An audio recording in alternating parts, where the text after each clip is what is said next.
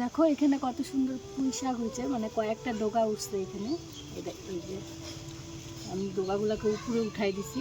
তো এখান থেকে আমি আজকে কয়েকটা পুঁই পাতা নিয়ে পুঁই পাতার বড়া বানাবো। চলো ছিঁড়ে নিই।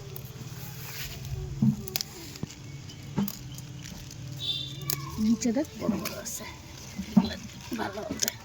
আমি বেসনটা গলায় নেব। দিয়ে দেবো বেসন, দিয়ে দেবো কর্নফ্লাওয়ার, দিয়ে দেবো লবণ,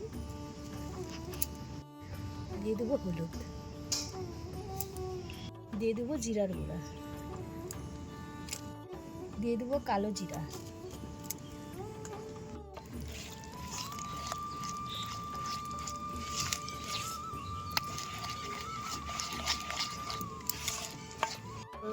পুঁই পাতাটা আমি এইভাবে ভাঁজ করে তারপরে বেসনে দুই পাশ ভালো করে চুলাই।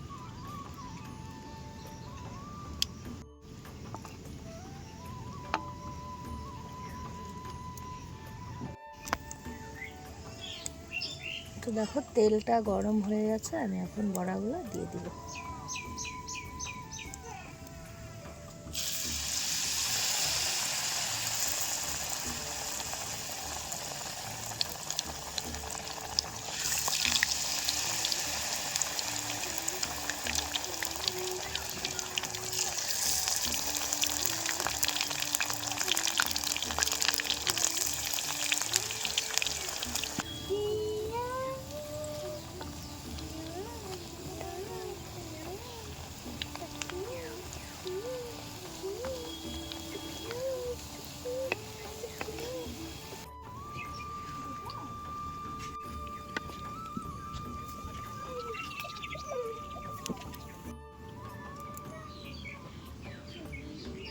আমি আবার বেসন ভরাই নিয়ে